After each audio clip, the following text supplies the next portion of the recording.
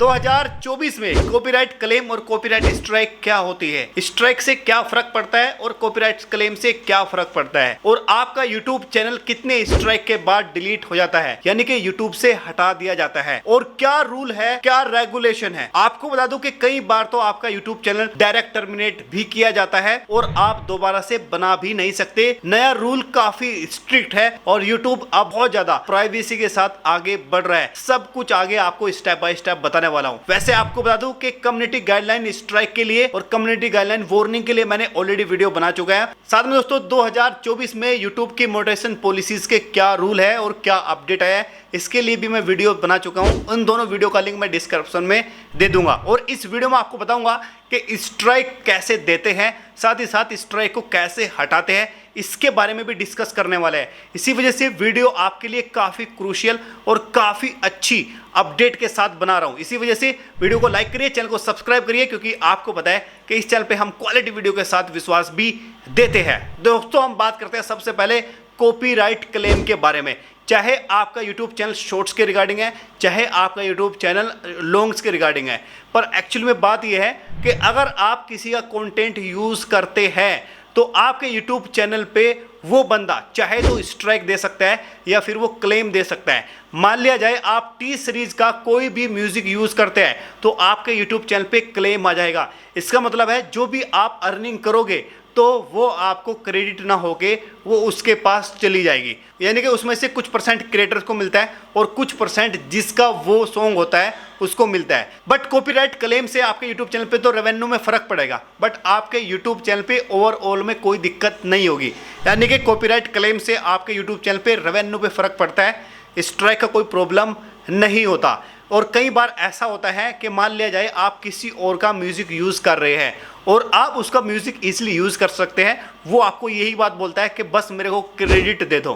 Credit देने का मतलब ये नहीं होता कि वो आपके कॉपीराइट क्लेम नहीं डालेगा या स्ट्राइक नहीं डालेगा, पर इतना जरूर है कि जैसे कि टी सीरीज है और भी कई तरह के म्यूजिक चैनल है, आप उनका सॉन्ग को यूज़ कर सकते हैं। वो सिर्फ आपको कॉपीराइट क्लेम देते हैं क्योंकि उनकी कंटेंट आईडी होती है। कंटेंट आईडी की तरफ से जो उनकी एल्गोरिदम होती है वो ऑटोमेटिक चेक करती है कि यूट्यूब पे क्या इस तरह का कोई म्यूजिक है या कोई सॉन्ग है, तो वो आपको क्लेम दे देती है। इसका मतलब ये होता है चैनल पे आपको कोई प्रभाव नहीं पड़ेगा, सिर्फ आपका जो रेवेन्यू है वो आपका शेयर हो जाएगा उससे जिसने आपको क्लेम दिया है। अब बात करते हैं कॉपीराइट स्ट्राइक के बारे में।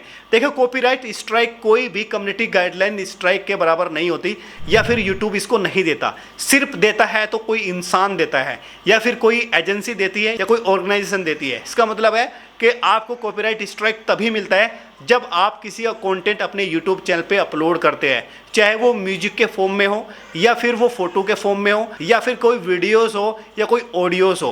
अगर किसी बंदे ने अपने YouTube चैनल पे डाल रखा है और आप उसको उठा के अपने YouTube चैनल पे डाल रहे हो तो वो स्ट्राइक दे सकता है। कई सारे लोग ये भी कहते हैं कि अगर मैं 5 सेकंड का या 3 सेकंड का या 1 सेकंड का कोई क्लिप यूज़ करता हूं या कोई इमेज यूज़ करता हूं या थंबनेल पे कोई उसका फोटो लगाता हूं, क्या स्ट्राइक आ सकती है? बिल्कुल, अगर कोई बंदा अगला चाहे तो आपको स्ट्राइक दे सकता है। और स्ट्राइक देते कैसे है? आपको क्या करना है, किसी भी वीडियो पे जाना है, वहाँ पे रिपोर्ट में जाना है और वहाँ पे एक ऑप्शन ये वाला चूज़ करोगे और उसके बाद आप इसको फिल करोगे इस फॉर्म को, और आपके यूट्यूब चैनल पे यहाँ पे स्ट्राइक चली जाएगी उस बंदे के पास जिसे आप देना चाहते हो। मान लिया मैं हूँ टेक्निकल इसरार और आपने मेरा कंटेंट यूज़ किया, मेरी वीडियोस आपने उठा के डाल रही, तो मैं इस फॉर्म को भरूंगा तो मेरी तरफ से एक स्ट्राइक आपको चली जाएगी।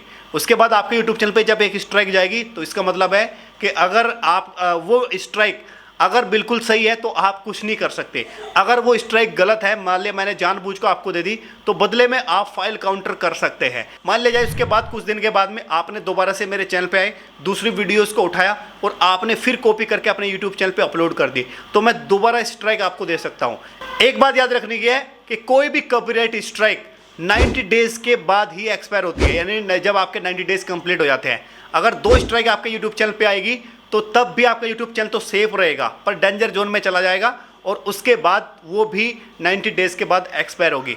मान लिया जाए 90 डेज के अंदर ही आपको 3 स्ट्राइक लग गई तो आपका यूट्यूब चैनल और मोनेटाइज है तो आपका यूट्यूब चैनल 7 दिन के अंदर टर्मिनेट हो जाएगा। यानी कि 3 स्ट्राइक आने के बाद में डायरेक्ट टर्मिनेट नहीं होता, क्योंकि उसका रीज़न ये रहता है कि हो सकता है बिल्कुल सही हो और हो सकता है आपने फाइल काउंटर किया हो सकता है आप जो है ना उससे मनवाने की कोशिश कर रहे हो। मतलब यूट्यूब आपको 7 दिन का टाइम देता है। 7 दिन के बाद अगर आपको कोई रिस्पॉन्स नहीं मिलता, फाइल काउंटर आपका एक्सेप्ट नहीं होता या फिर जिस बंदे ने स्ट्राइक दी वो हटा नहीं रहा है, तो 7 दिन के बाद आपका चैनल टर्मिनेट हो जाएगा। पर एक बात और भी है, मान लिया जाए आपके चैनल पे 3 स्ट्राइक आ गई है, कॉपीराइट स्ट्राइक, और आपने फाइल काउंटर डाल रखा है। जब तक फाइल काउंटर आपका रिजोल्व नहीं होगा, चाहे स्ट्राइक लगने के बाद में चाहे 10 दिन हो जाए, 7 दिन हो जाए, 1 महीना हो जाए, तो आपका यूट्यूब चैनल टर्मिनेट नहीं होगा। यानी कि 3 स्ट्राइक लगने के बाद भी जब तक फाइल काउंटर का रिजल्ट नहीं आएगा तब तक आपका यूट्यूब चैनल टर्मिनेट नहीं होगा। इसी वजह से काफ़ी सारे लोग यही करते हैं। मान लिया जाए आप मेरे यूट्यूब चैनल पे 3 स्ट्राइक लग गई और मैं डर गया कि 7 दिन के अंदर तो मेरा यूट्यूब चैनल मोनेटाइज हो जाएगा, तो मैं क्या करूँगा, तीनों वीडियो के लिए फाइल काउंटर डाल दूंगा। फाइल काउंटर तभी डलता है जब आपका कंटेंट आपने कहीं का यूज़ नहीं किया है। अगर यूज़ किया है तो फाइल काउंटर करने का कोई फ़ायदा नहीं है। मान लीजिए कई बार ऐसा भी होता है, मैं अपने यूट्यूब चैनल पे काम कर रहा हूँ, किसी ने मेरे को 3 फेक स्ट्राइक दे दी, तो ऐसे में क्या होता है कि मैं यहाँ से फाइल काउंटर कर सकता हूँ और अपने यूट्यूब से बात बता सकता हूँ कि एक्चुअली मैंने किसी का कंटेंट यूज़ नहीं किया है, ये सिर्फ फेक स्ट्राइक दी है। तो यूट्यूब उसको चेक करता है और उसको हटा देता है। मान लिया जाए आपका यूट्यूब चैनल हट गया तो आपका चैनल वापस आ जाता है। साथ में दोस्तों एक इंपॉर्टेंट बात और है कि कॉपीराइट स्ट्राइक की वजह से अगर आपका यूट्यूब चैनल टर्मिनेट हो जाता है और 7 दिन हो गए, आपका यूट्यूब चैनल यूट्यूब पे नहीं दिख रहा है, टर्मिनेट हो गया, और आपके किसी दोस्त ने या फिर उसी बंदे ने जिसने आपको स्ट्राइक दी थी उसने एक स्ट्राइक को हटा लिया, तो आपका यूट्यूब चैनल रिकवर हो जाता है, यानी कि डिलीट होने के बाद भी वापस आ जाता है। देखो कॉपीराइट स्ट्राइक के बारे में मैंने आपको बता दिया सब कुछ, बट यहाँ पे कॉपीराइट स्ट्राइक में 2 बात होती है। एक होती है स्ट्राइक देना, एक होती है स्ट्राइक को हटाना, एक होता है फाइल काउंटर करने। तीनों की तीनों वीडियोस के लिए मैं आगे आने वाली वीडियोस में कवर करूंगा, क्योंकि इस 2024 में मैं पूरी सीरीज लेके चल रहा हूं, तो आप उन सीरीज को जरूर से देखना। एक बात मैं बतानी आपको भूल गया हूं कि जब आपके यूट्यूब चैनल पे पहली स्ट्राइक आती है तो आपको कॉपीराइट स्कूल्स को फिल करना होता है। इसका मतलब ये होता है कि आपके यूट्यूब चैनल पे स्ट्राइक लगी है, क्यों लगी है, आपको उसके बारे में पता है या नहीं पता है। तो ये सब चीज़ें यूट्यूब एक्चुअली में देखता है और मैंने आपको वैसे भी सब कुछ बता दिया है। अगर दोस्तों आपको कोई इन्फॉर्मेशन समझ नहीं आई है या आपको कोई पूछना है या फिर आपको कोई और वीडियोस बनवानी है तो आप एक कमेंट करिए। कमेंट करने के बाद में अपने बारे में बताइए या फिर जो अभी आपको पूछना है उसके बारे में बताइए, कमेंट करिए। उसके बाद मैं आपके कमेंट को देखूंगा, फिर आने वाले टाइम में उसके लिए वीडियोस भी बना दूंगा। उम्मीद करता हूँ सारे के सारे फॉर्मूले जो मैंने आपको समझाया है समझ गए होंगे। अगर वाकई में समझ गए वीडियो को लाइक करिए, चैनल को सब्सक्राइब करिए। मिलता हूँ आपको नेक्स्ट वीडियो में, तब तक के लिए टाटा बाय बाय, जय हिंद।